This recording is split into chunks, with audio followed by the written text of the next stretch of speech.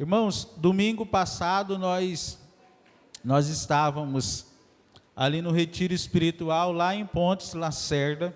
Todo ano tem o retiro espiritual, desde a década de 70, né? Nós temos o retiro espiritual, então já há alguns anos que tem o retiro espiritual aqui na região de Castres, até aqui a nossa região.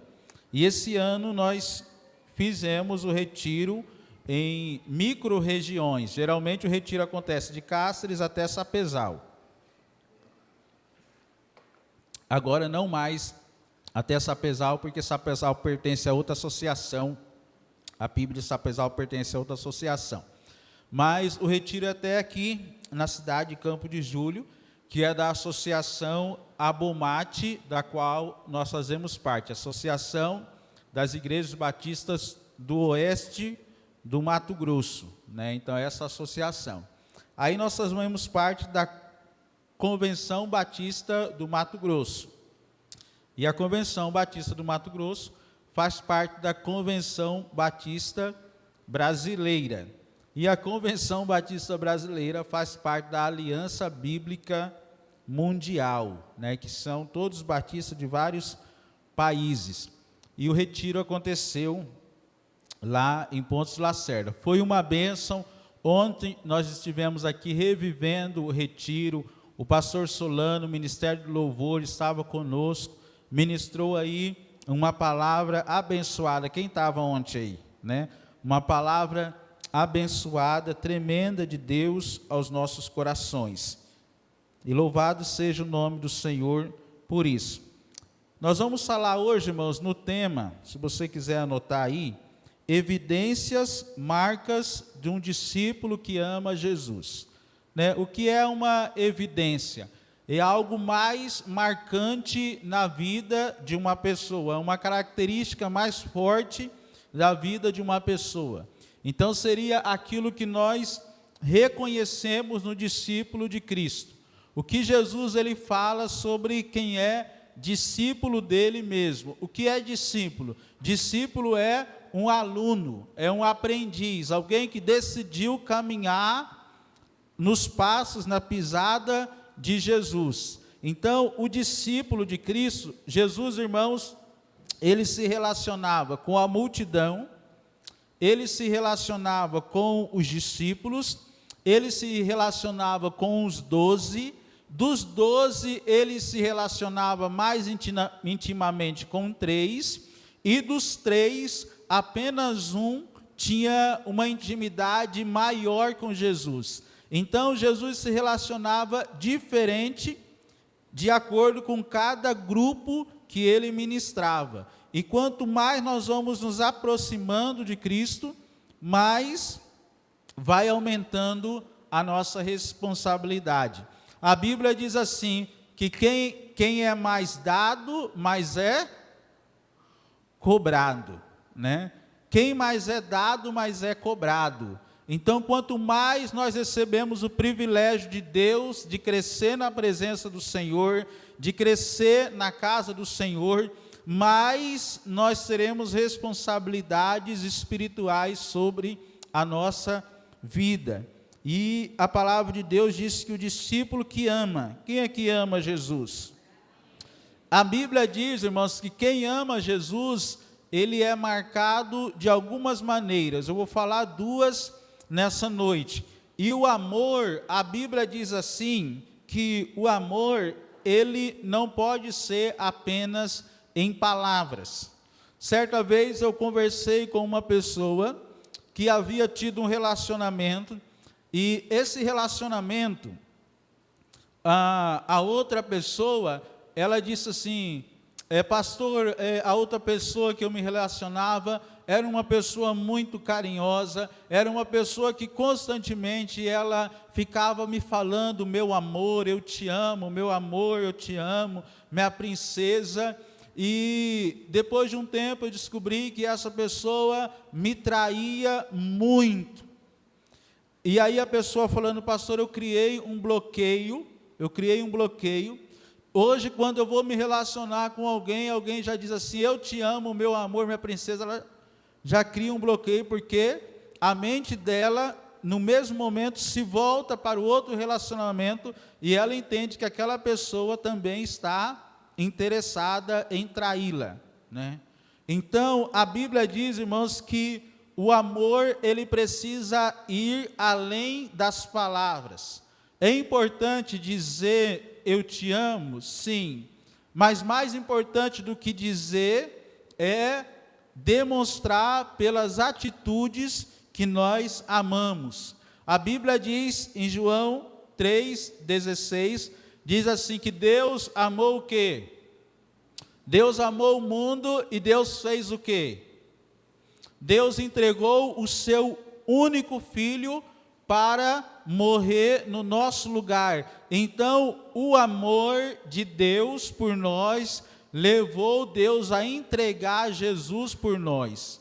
Então, amor é entrega. Se eu digo que amo o Senhor, mas eu não entrego e eu não me entrego, eu preciso rever o meu amor pelo Senhor.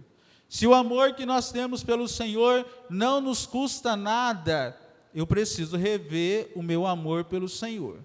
Porque a Bíblia diz aí que Deus tanto amou o mundo que Ele deu, Ele entregou. Então quem ama, entrega, quem ama, se doa. Então quando eu digo eu amo o Senhor, eu preciso me entregar. Quando eu digo eu amo a obra do Senhor, eu preciso me entregar na obra e eu preciso também investir na obra de Deus.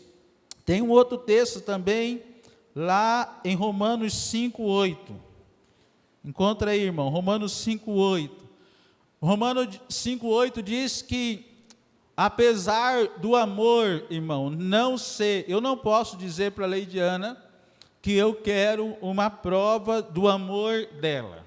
O amor não precisa ser cobrado prova. Porém, quem ama deve, sem cobrança, provar que ama. A Bíblia diz o quê? Porque Deus demonstra. A revista atualizada vai dizer assim, porque Deus provou o seu amor para nós, ou por nós, quando Cristo morreu em nosso favor, quando nós ainda éramos pecadores. Então Deus prova o amor dele. Deus te ama, amém? E Ele prova que Ele te ama. Como é que Ele prova que Ele te ama? Quando Ele entregou Jesus para morrer no nosso lugar. Então o amor, ele é provado. Partindo desses princípios, eu preciso o quê? Eu preciso entender que eu preciso provar o meu amor para com o Senhor através das minhas atitudes. Eu não posso simplesmente falar que eu amo o Senhor e isso não me custar nada. Precisa me custar algo, precisa haver algum sacrifício da minha parte, porque quem ama se doa, quem ama se entrega. Um casamento aonde não há entrega, aonde não há doação de ambas as partes, dificilmente irá subsistir. Querer casar e querer viver uma vida de solteiro não tem como. O ambiente do casamento é um ambiente de comprometimento entre duas partes, é uma aliança. E o discípulo, hoje nós vamos participar da ceia no final do culto, e nós fizemos uma aliança com Deus. Quem aqui fez uma aliança com Deus através do sangue de Jesus? Nós fizemos uma aliança, e uma aliança fala de compromisso das duas partes. Deus tem um compromisso com você, mas eu preciso também ter um compromisso com Deus. Abra sua Bíblia em João 14. Quais as marcas do discípulo que ama Jesus?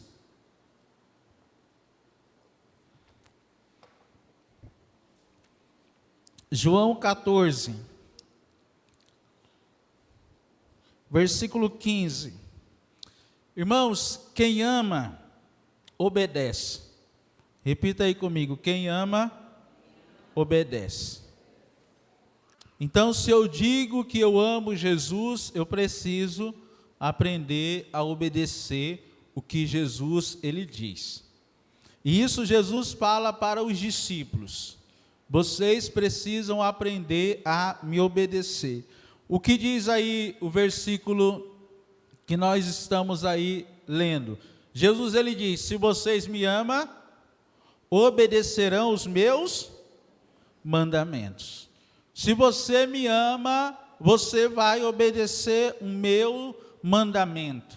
Então, irmãos, isso é muito profundo, e o que nós vamos ler depois é mais profundo ainda. Então a Bíblia diz assim, que quem ama, obedece. Quem ama, obedece. Quem ama, obedece. Então o nosso nível de amor para com Deus é medido no meu nível de obediência.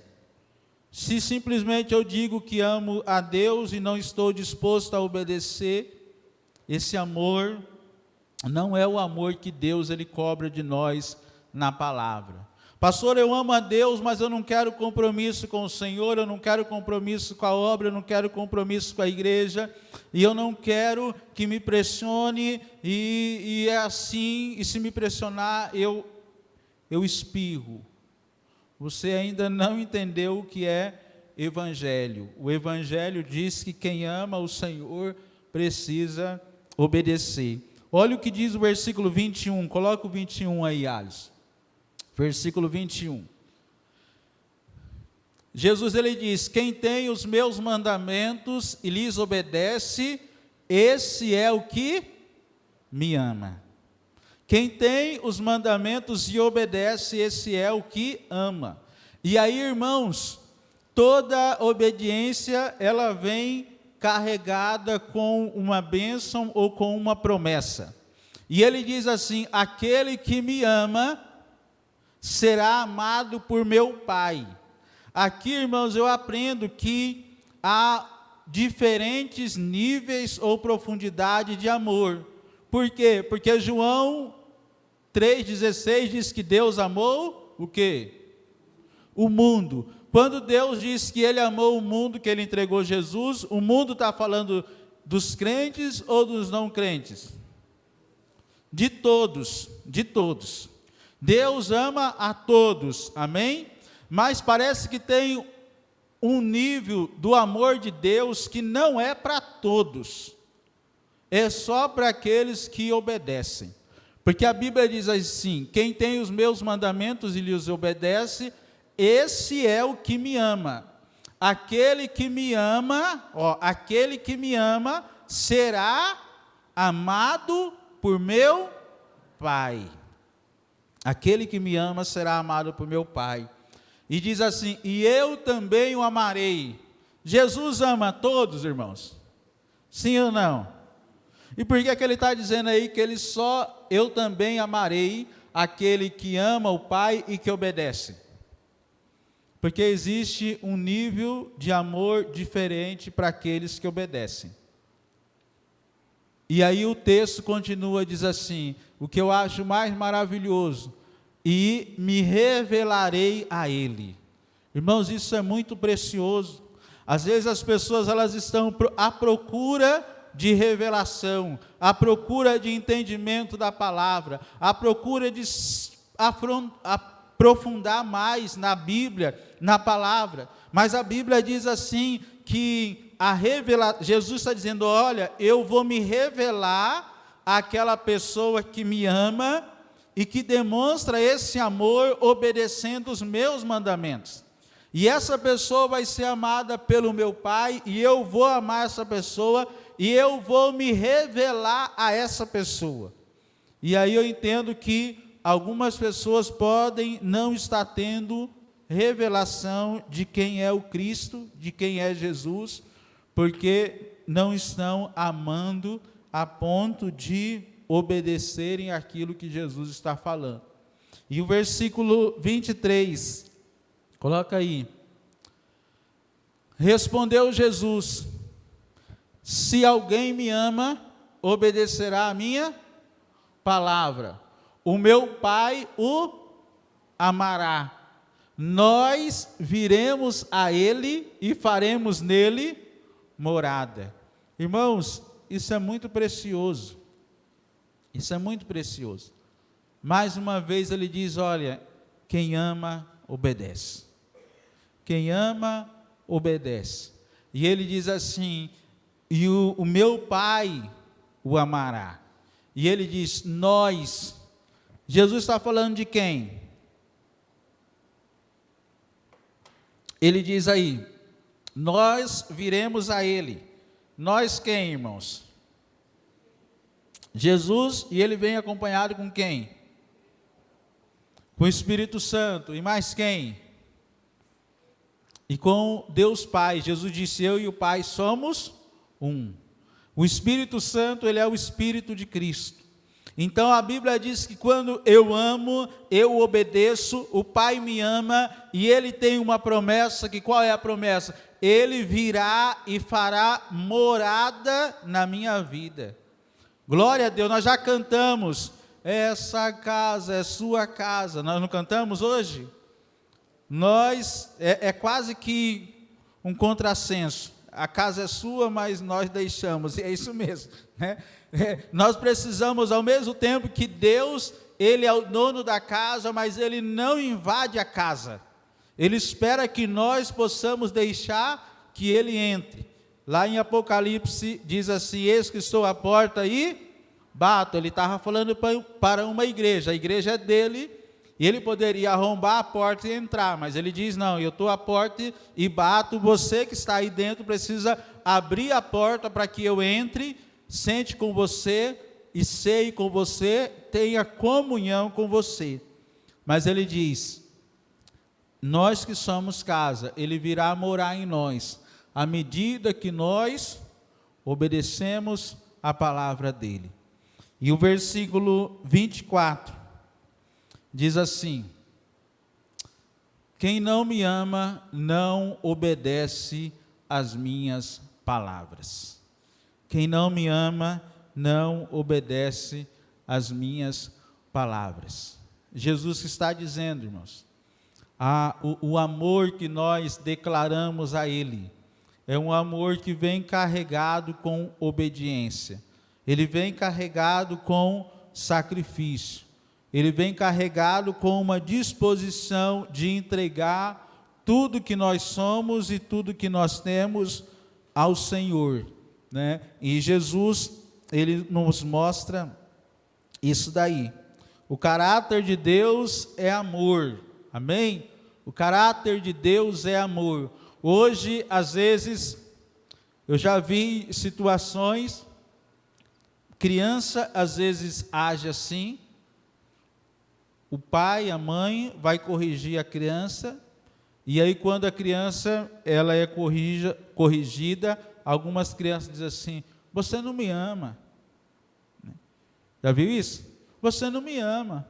Mas por que eu não te amo? Porque você me corrigiu. Espera aí.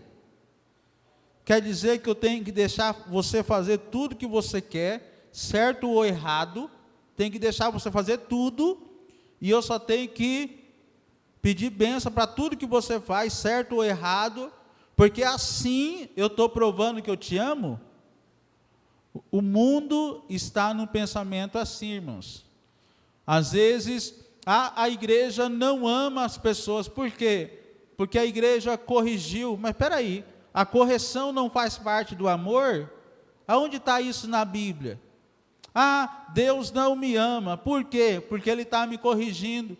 A Bíblia diz, lá em Hebreus, que Deus disciplina o filho, o quê? A quem ama. Deus disciplina o filho a quem ama. Deus disciplina o filho a quem ama.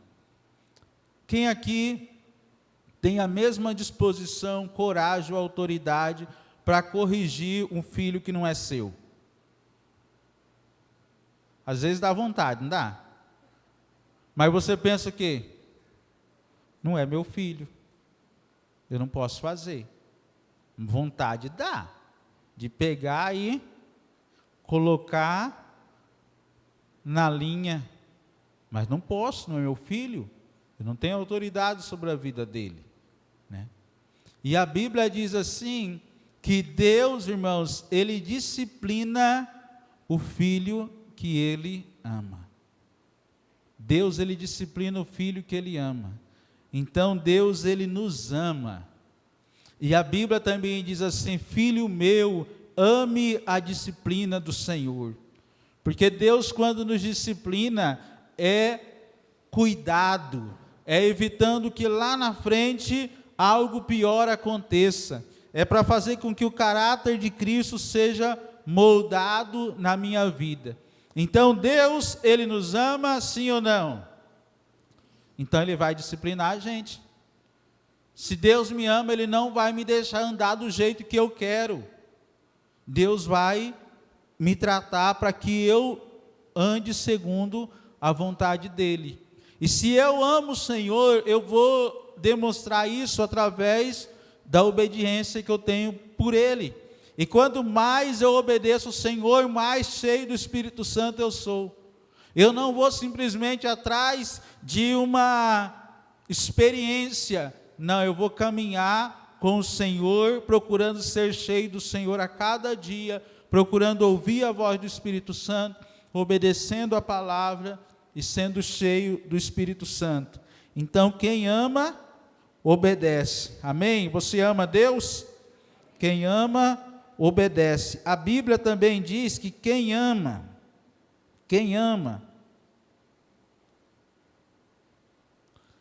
a palavra do Senhor diz,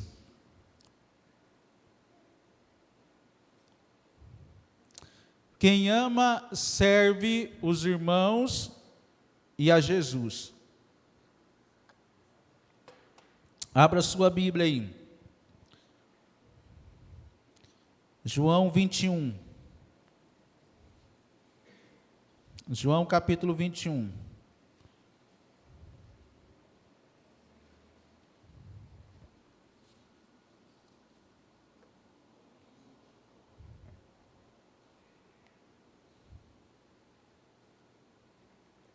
Ontem foi lido um texto que diz assim, que nós temos o privilégio de não somente crer em Jesus, mas sofrer pelo Senhor. E nós temos o privilégio, irmãos, de trabalhar na obra do Senhor. Amém? Nós temos o privilégio de servir ao Senhor. Nós temos o privilégio, eu lembro que quando o presidente Bolsonaro, ele foi eleito, muitos queriam saber quem seriam os ministros do Bolsonaro. A palavra ministro significa servo, aquele que serve. Deveria ser isso bem na prática, né? Mas ministro significa aquele que serve o povo. E o Senhor, Ele nos diz que nós somos o quê? Nós somos ministros de uma nova aliança. Nós somos ministros. Quem aqui é ministro do Senhor? É todo aquele que entregou a vida ao Senhor é ministro do Senhor. Mas parece que essa palavra ministro, ela vem carregada com o status. No mundo sim, lá no ministério sim, mas na igreja não. Ministro é aquele que serve e é aquele que mais serve, esse é o melhor ministro. E aí, no capítulo 21, vamos falar um pouquinho aí sobre esse capítulo.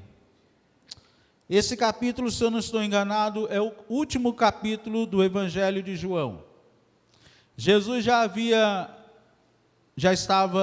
tinha sido crucificado, já havia sido sepultado, já havia sido ressuscitado no terceiro dia, já tinha aparecido a algumas pessoas, mas chega um momento, Pedro, ele havia negado Jesus por 3 vezes, Pedro, ele estava triste, decepcionado, e Pedro, ele tinha uma liderança muito forte. Irmãos, não sei se você já reparou, quem é líder em qualquer lugar que ele for. seja na igreja, seja fora da igreja, seja em comunhão, seja fora da comunhão. Quem é líder, ele é líder em qualquer lugar que for. Seja para fazer o que é correto, seja para fazer o que é errado. Sempre vai ter alguém seguindo aquela pessoa. Ele tem um espírito de liderança. Pedro, depois que Jesus havia ressuscitado, Pedro, ele diz assim: eu vou pescar. E quando Pedro, ele diz, eu vou pescar, os outros discípulos estavam perto ali, e eles falaram o quê? Nós vamos também. Se Pedro tivesse falado assim, eu vou plantar uma roça, eles tinham falado, nós vamos também. Isso, o Senhor ministrou no meu coração, que nós, principalmente os homens que exercem autoridade em casa, nós vamos ditar o ritmo e a direção para onde nós queremos que a nossa família ela vai. Pedro disse assim, eu vou pescar. Os outros discípulos falaram, nós vamos também. Pedro, ele era pescador de profissão. Jesus, a primeira vez que encontrou Pedro, houve uma pescaria tremenda, e depois que eles pescaram muitos peixes, o Senhor falou para Pedro, Pedro, eu vou te tornar um pescador de homens. E Pedro havia deixado o ofício de pescador. Quando, depois que ele nega Jesus, chega esse momento, ele diz assim, eu vou pescar. E os discípulos, Natanael, Tomé, os filhos de Zebedeu, e mais outros 2 discípulos foram com Pedro, 7 discípulos, com Pedro 8, foram pescar com eles. E a Bíblia diz, irmãos, que eles pescaram e eles não pegaram nada, não pegaram nada. De repente Jesus chega na beira da praia e diz assim, vocês têm alguma coisa aí para comer? Eles dizem, olha, nós não pescamos nada. Jesus fala assim, então faz assim, pega a rede e joga do lado direito do barco. Quando eles jogaram a rede do lado direito do barco, eles não conseguiram tirar a rede. Irmãos, eu sonho com uma pescaria dessa. Eles não conseguiram tirar a rede, tanto peixe que tinha. E aí eles perceberam que era Jesus que estava na beira da praia, e aí João falou assim, é o mestre. Naquele momento Pedro, ele coloca a capa, ele se lança na água, e ele vai ter com Jesus, e quando ele chega lá, Jesus, ele tem, assim, tem hora na Bíblia, parece que Jesus é bem, assim, engraçado, né? Porque ele havia pedido se tinha alguma coisa para comer.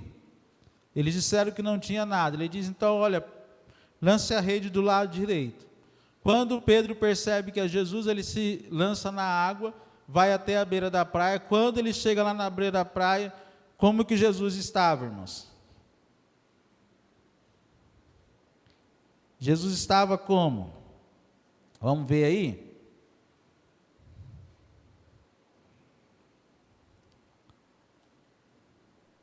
João 21.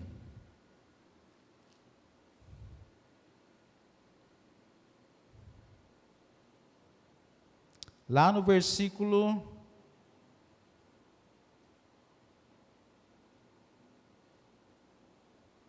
12.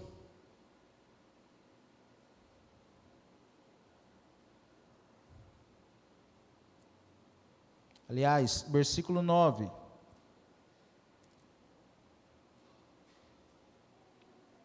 Pedro já havia pulado, tinha ido até Jesus, e quando ele chega lá, já tinha uma fogueira com um peixe na brasa. E Pedro, ele começa ali a comer. E os discípulos chegam e eles começam a comer. E a Bíblia diz assim que eles estavam comendo pão e peixe. Pão e peixe. E a palavra do Senhor, ela nos diz, lá no versículo 12, irmão, coloca no versículo 12. Jesus lhes disse, venham comer. Nenhum dos discípulos tinham coragem de perguntar, quem és tu? Sabiam que era o Senhor. Pode passar. Jesus aproximou-se, tomou o pão e deu a eles, fazendo o mesmo com o peixe. Pode passar.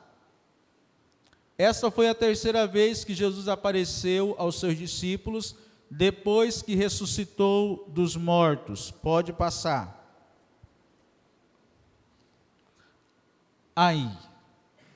E enquanto eles estavam comendo ali, Jesus, Pedro e os outros 7 discípulos, Pedro, ele é surpreendido com uma pergunta de Jesus. E qual foi a pergunta? A pergunta que até hoje nós ouvimos muitas mensagens sobre essa pergunta. Pedro, ele é indagado por Jesus se ele realmente amasse Jesus. Agora, irmãos, se coloque nessa cena. Se coloque no lugar de Pedro agora. Imagina se fosse você, que havia andado com Jesus durante 3 anos, que havia palavras de bênção sobre a sua vida, palavra de chamado no ministério. De repente você nega Jesus por 3 vezes. De repente você decide não mais cumprir o chamado de Deus para a sua vida. De repente você volta a fazer aquilo que você fazia antes. E de repente você é surpreendido, Jesus indo até aonde você está. E talvez algumas pessoas pensem assim: pastor, Jesus devia chegar lá e cobrar Pedro. Por que é que você me negou? Né? Por que é que você me negou, Pedro? Eu não falei para você que o diabo estava te cirandando? Eu não falei para você que você ia me negar 3 vezes? Você falou que se necessário fosse, você ia morrer por mim. Por que é que você me negou? Tem gente que infelizmente é assim, né?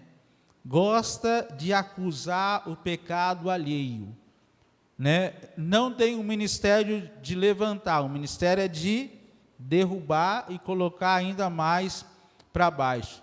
Jesus chega em Pedro e diz assim: Pedro, você me ama realmente mais do que estes?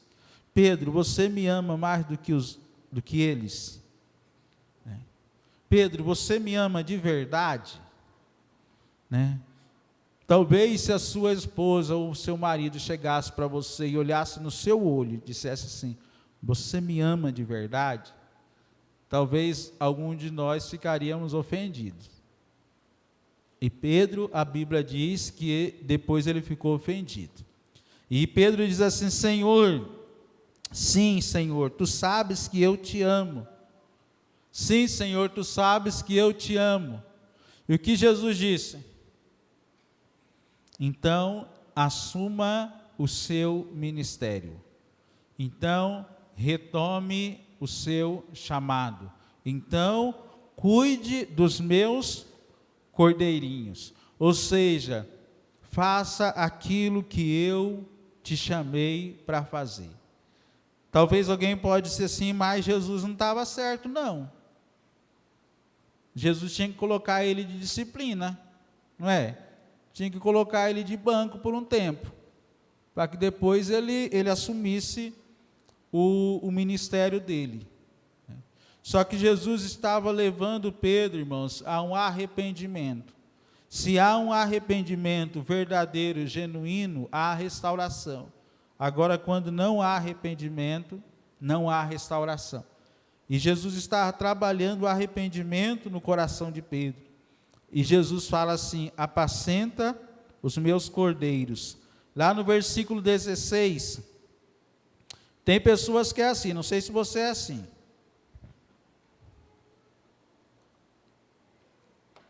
Tem pessoa que a palavra dele é uma só, né? Não, minha palavra é uma só.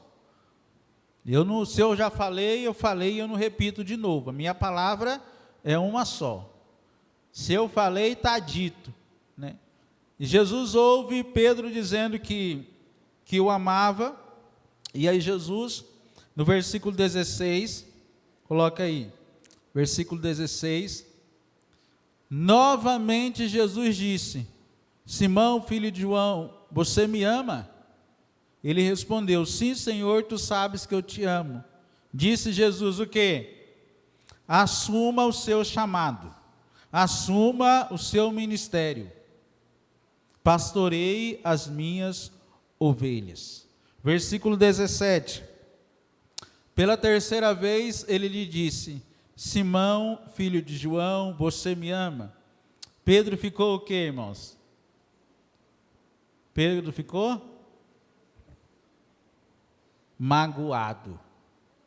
Por que ele ficou magoado? Talvez muitas coisas passou na cabeça dele. Será que Jesus não está acreditando no que eu estou falando? Será que Jesus está duvidando de que eu amo Ele mesmo? Por que Jesus já me perguntou uma vez, duas vezes, né? Agora está me perguntando pela terceira vez, está parecendo a minha esposa. E Jesus pergunta pela terceira vez, Pedro, você me ama? E aí Pedro, a Bíblia diz assim, Pedro ficou magoado por Jesus de ter perguntado pela terceira vez, você me ama? Ele disse, Senhor, tu sabes todas as coisas, e sabes que eu te amo. E aí o Senhor diz, cuide das minhas ovelhas. Cuide das minhas ovelhas. Irmãos, nós podemos pensar um monte de coisa desse texto. Talvez enquanto eu estou falando aqui para você, Deus está te falando outras coisas. Nós podemos pensar um monte de coisa desse texto. Por que ele perguntou 3 vezes? Alguém já disse assim, pastor, ele perguntou 3 vezes porque foram 3 vezes que ele negou. Então, por isso que Jesus perguntou 3 vezes. Eu também acho que é isso também. Mas eu acho que não é apenas isso. Talvez Jesus perguntou 3 vezes para convencer Pedro de que ele ainda era necessário no ministério. Talvez devido ao pecado, talvez devido ter negado Jesus, talvez ter abandonado Jesus no momento que Jesus mais talvez precisasse ali dele. Talvez isso gerou um peso na vida de Pedro, que ele disse assim, eu não sou mais necessário na obra, eu falhei, eu não sirvo mais para pastorear, eu não sirvo mais para liderar, eu não sirvo mais para estar à frente.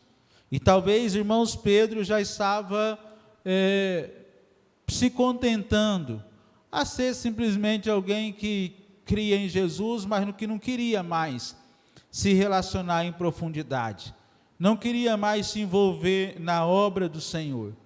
E Jesus precisa ir até Pedro para dizer, Pedro, você é necessário, você é importante, você precisa assumir o seu chamado. Eu tenho um sonho para a sua vida.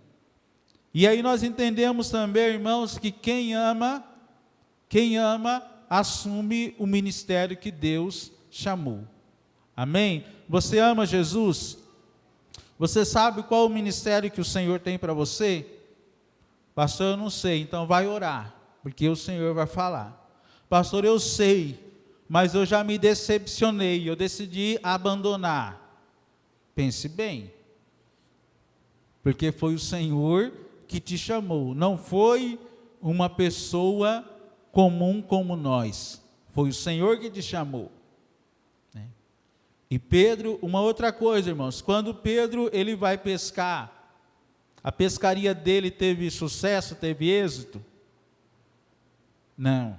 Eu falo, irmãos, um ímpio que não conhece o Senhor, ele pode montar um bar lá e ele pode prosperar.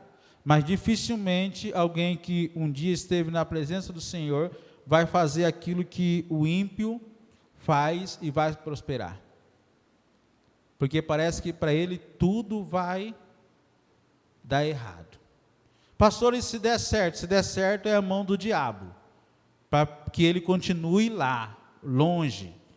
Porque tem pessoas, irmãos, que voltam para a casa do Senhor no sofrimento. E tem pessoas que não voltam enquanto estiverem no sucesso. Precisa, às vezes, sentir a disciplina de Deus para que possam voltar. E Pedro, ele havia se distanciado. Jesus vai até ele e diz assim: Pedro, você me ama? E Pedro diz: Senhor, eu te amo. E ele diz então: cuide dos meus cordeiros, faça aquilo que eu te chamei para fazer. Irmãos, Pedro ele disse sim. Pedro ele disse sim. E você lembra quem foi o pregador? Quem foi o pregador do dia de Pentecostes? Quem foi o pregador do dia de Pentecostes? Foi Pedro. Pedro, ele foi o pregador. E naquele dia, irmãos, a Bíblia diz que se converteram quantas pessoas?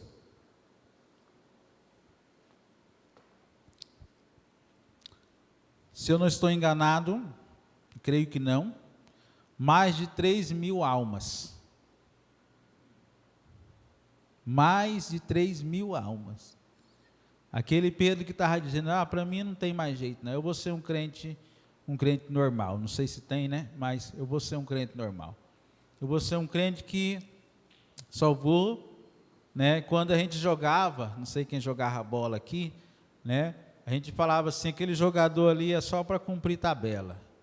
Não joga nada, mas tem que fechar o nome lá de tantos para jogar, então coloca o nome dele lá, só para cumprir tabela. Não faz diferença, né? Pedro talvez queria ser só para cumprir tabela, não fazer diferença. Só que Deus, ele nos colocou nessa terra para fazer diferença. Nós sabemos, né? Eu já convido os nossos diáconos.